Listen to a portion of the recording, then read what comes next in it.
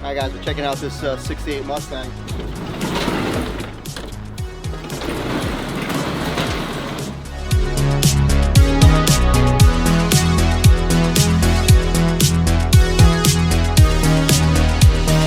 What is up guys? Listen, we are getting ready to head to South Jersey to take a look at a 1968, guess what it is? What do we always buy?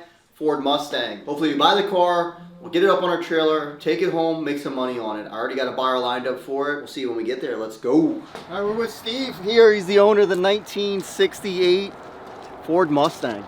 Steve, tell us about it. How long have you owned the car? Had it since 2003. Bought it right out of high school. And how old were you when you bought it? 17, 18. So my dad really didn't want me to have it, and I really wanted to take no for an answer. So. Where'd you buy that? Local or? Yeah, I bought it from a friend. His brother was going in the military, and he had 2 weeks till he left, so he wanted to get rid of it, and made him an offer, and he took it, and that was that. Did you buy it for less than what you're selling it for? Yeah. All right, so you did okay with it. Well, yeah, I did all right. Okay. Because I put a lot of money into it. Put money into it. So tell us, what did you do to it? Paint, all interior. Okay. Let's pop open the hood. Let's take a look underneath.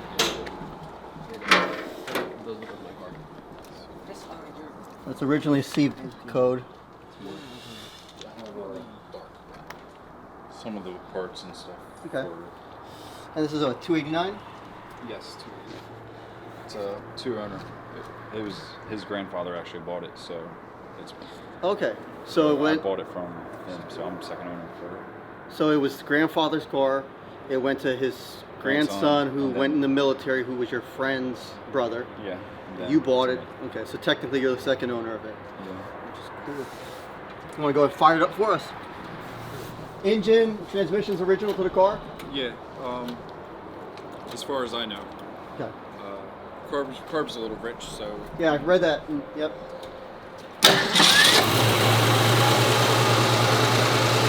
Is it original carburetor?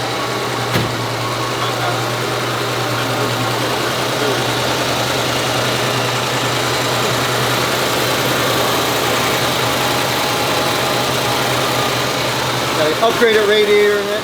Looks like.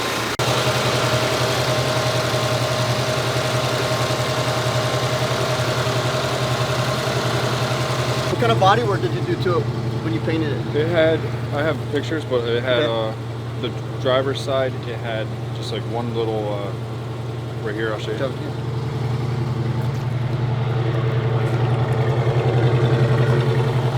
corner right here, just a little bit. It wasn't broken through or anything. Yeah, I see. A little bit. Yeah, I see a little bit of.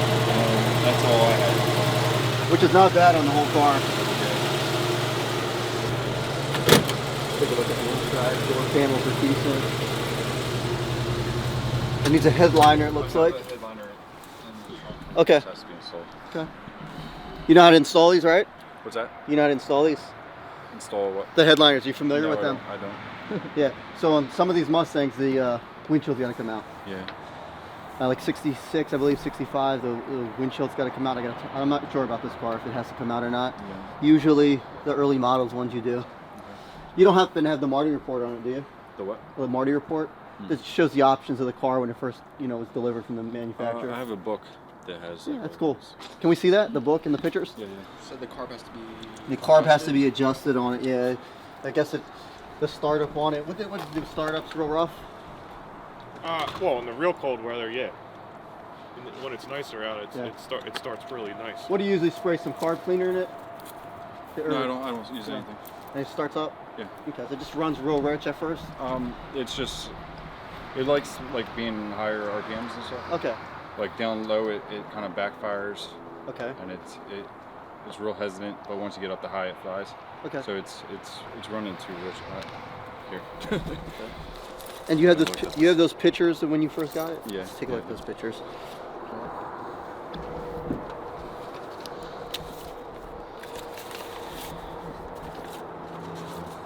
Well, this is cool. And you documented this. Let's take a look at these.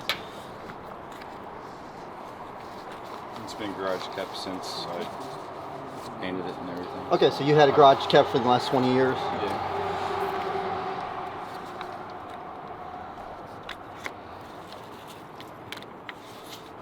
Oh yeah, that's when you first did it. Yeah. That paint held up really good over the years. It's because it's been Yeah, yeah. That shows you the difference when you garage a car. Look, this was 20 years ago. And look at the car now. That's why when you get a classic, make sure you put it in the garage. It could stay out for a little bit of time, but long term you want this puppy in the garage.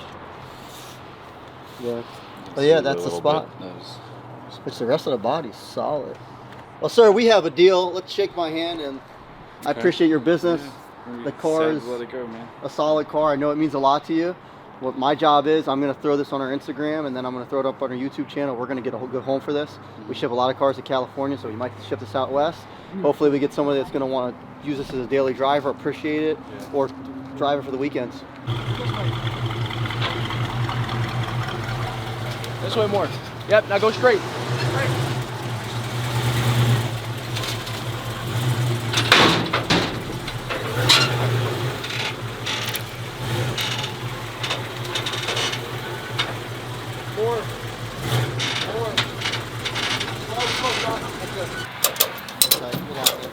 We're locked in. You hear them? We're locked in. Locked in. Locked in. Alright guys, we just got done buying this Mustang from Steve. His friend Todd is here hanging out, and he's got a 69 Pontiac GTO Judge. We're gonna head to his house. He don't want to sell it right now, but he said maybe in the future we're gonna go take a look at it, see what we can do. Maybe in the future we can connect and Make a buy deal, it. maybe. Right. You never know. Alright, we'll see you there. This is how you buy cars, and in sales in general. We just picked up this Mustang. We're gonna make money on this Mustang. It's a good car. And now he's got a friend who's got another car, and the guy's like, you wanna come right now? And I'm like, absolutely, we'll come right now. We'll check it out. Even if we don't buy it, I mean, the intention is not to buy it today. Build rapport with the client, get to know him, make a good contact, and in the future, we might be his buyer. And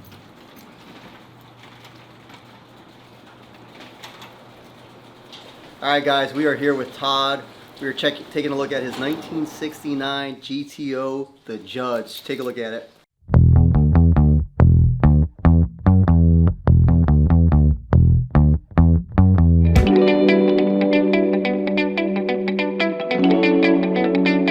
All right, Todd, can you tell us more about this vehicle, how you acquired it? Give us a story on it. Yeah, I've been looking for a while. Like a couple of years. I've gone through a couple other hot rods, Chevelles, Impalas, stuff like that. But this time I wanted something that's just turnkey, ready to go, fully done from the bottom to the top. And I found this in Pennsylvania. And I made a deal with the guy, and now it's in my garage. And it's a 69 GTO, numbers matching car. The paint, the upholstery, the wheels, everything's pretty much either updated, OEM, or brand new. It's pretty much, you know, it's a really good looking car. The paint's about a year old right now, but it's the original color that the car came. Wow.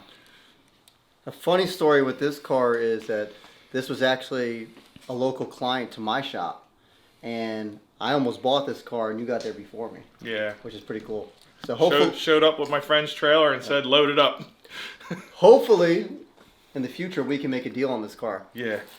So you said you had what, like 60K worth of receipts that was I have a giant packet of receipts and a whole photo album when this car was down on the bare metal, the original color, at the paint booth, at the body shop. I got a lot of that stuff for this car. Take a look under the hood.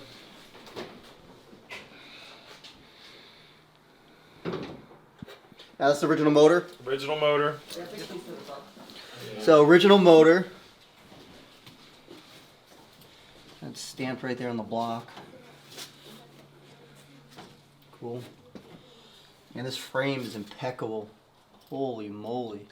Yeah, this car pretty much was taken apart. All the front end parts were either brand new OEM or they were taken off and sandblasted and repowder coated. And all put back together pretty much the way you would have pulled off the showroom floor with this car. Let's take a look at the inside. She is a 4-speed, which is absolutely beautiful. Yeah. Wow.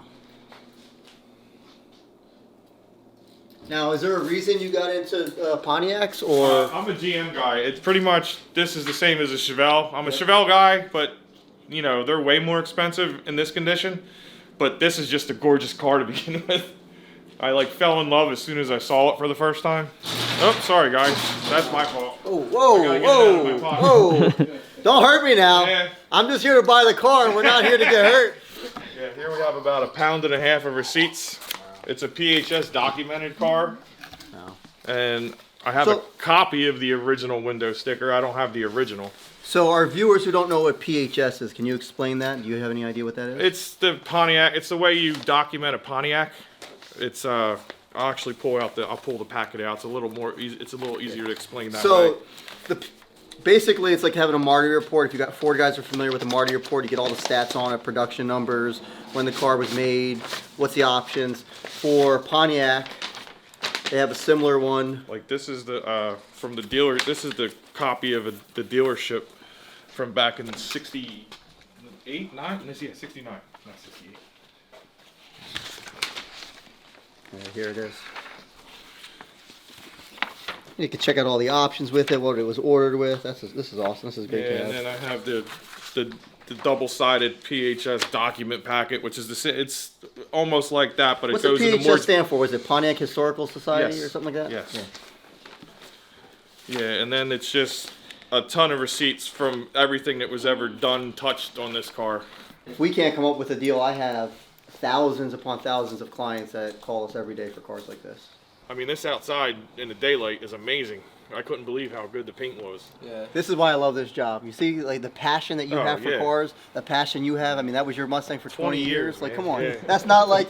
Well, look, it's even passing down. Like my son took I had a '67 Chevelle Post, and you know, a small block, but it was like a 450 horse small block with a 4-speed. He took it to prom with his girlfriend and his buddy, and they had a blast. Yeah. For us, so it's much not fun. just cars. No. It's way more than cars, you know? Yeah, I mean, I want to keep passing it on. Like, my nephew is obsessed with Mopar. Like, he called me on the way home from work today and was asking about Coronet RTs. Okay. I said, he's like, what, 440 or Hemi? I said, you can't afford a Hemi yet, dude. I said, 440 all day. The crate motors are easy. Yep. Well, I appreciate your time. Thank you so much, Thank guys. You so nice much. meeting all you guys. Thank you so much. You guys take care.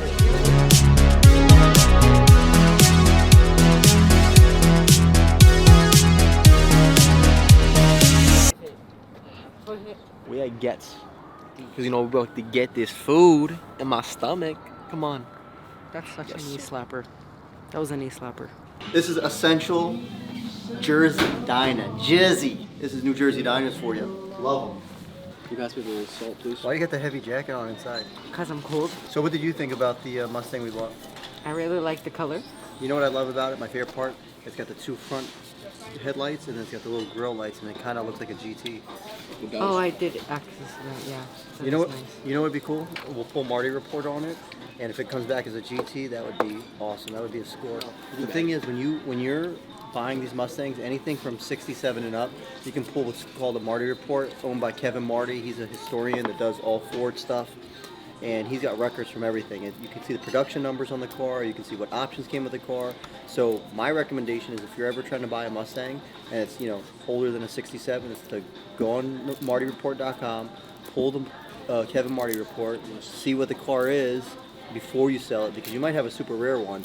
If you looked at our last video, we bought one that was 1 out of 146, and the only way we knew that was because we pulled a Marty report, and that's what made it worth so much more, because there's not many in existence. Out of the 146, how many do you think are left around? Maybe 50%, you could say.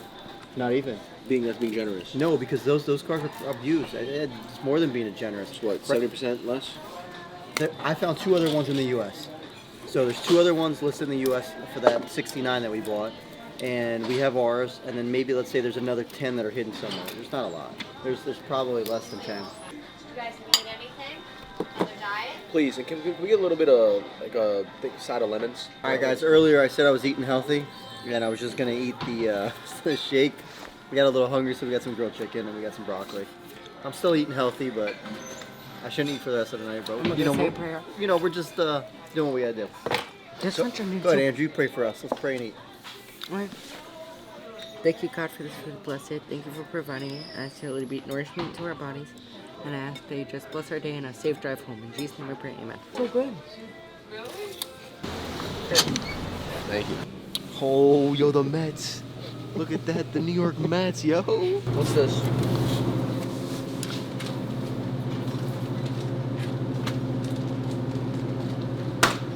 Christian, you know, there's a cucumber. Y'all look busting low key. What is it? I don't even know. Busting. I don't know what that is, but it's graffiti sour candy. Let's rack up the bill. Someone. Smells like A vape. I already know what a vape smells like. Yo. Every chips. Dude, caught him lacking. Caught him lacking. I don't know what it smells like. Wait, I do, but. That's just a shame. Salam, salam, salam, salam. Salam. $62 for all this? Yeah. What? I said $10 limit. Yeah. A person. That's still $30. They spent $62. No, first of all, $40 worth of gas. Right. Only extra 20. All right. Right. Exactly. I was about to say $62. Right. I was like, no Come way. on. Like, he gets his drink alone was $5. But it's my money. Yeah, I can spend $5. It's not your money, buddy. All we're doing is muscle milk shake today. We went to the gym early this morning. Got there at 8 o'clock. I worked out with my boy Ryan over at Philadelphia Police Department. He's with the scuba team, with the Marine unit. So we hung out with him. We did some intense with Chris and another friend of ours, Ravim. Weightlifting and some cardio and some crazy dips. Oh, this guy's waiting for me. And then I did some, I went in the sauna and it was awesome. So I'm trying to protect the temple. You know, God says that the body we have is His. It doesn't belong to us. So we're a temple of the Holy Spirit. So I want to make sure I'm in good standing physically, so I'm able to go out there and give the message of the gospel and also buy cars. Be there for my family. A couple months ago, I had a misdiagnosis.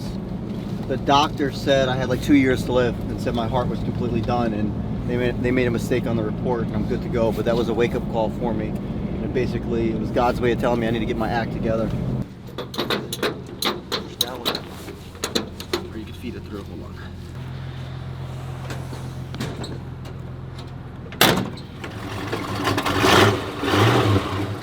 Always unloading is the worst part. Alright, go ahead. Straight back. Close, baby. Slow. Straight. Roll. Roll back. Keep it straight. Go ahead. Okay.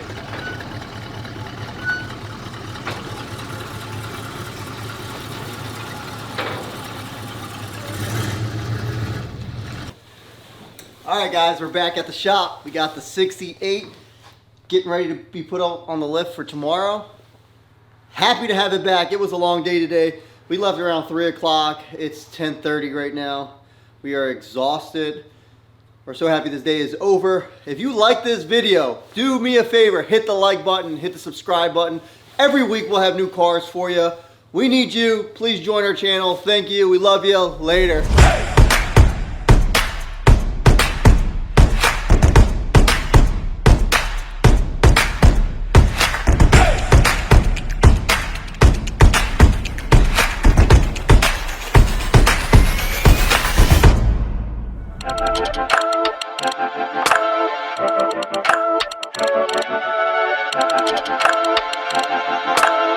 Thank you.